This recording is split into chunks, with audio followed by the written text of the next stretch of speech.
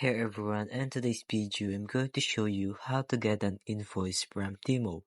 So without further ado, let's dive in.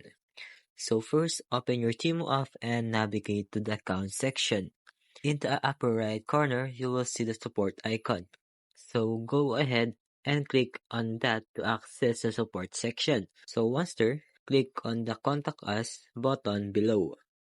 Now, I tried to contact and ask for invoice. You might come across a message that says, currently we do not support tax invoice or credit notes. Thank you for your understanding and support. Don't worry, there is still an option to try. Alright? Just simply type I want to talk to a human in the chat and you will be connected to the support representative shortly. Alright? So once connected, explain your situation to the support representative and they assist you from there. And that's it. I hope this guide helps you to get the assistance you need. Thanks for watching. Hope you found this video helpful. Take care and see you in the next video.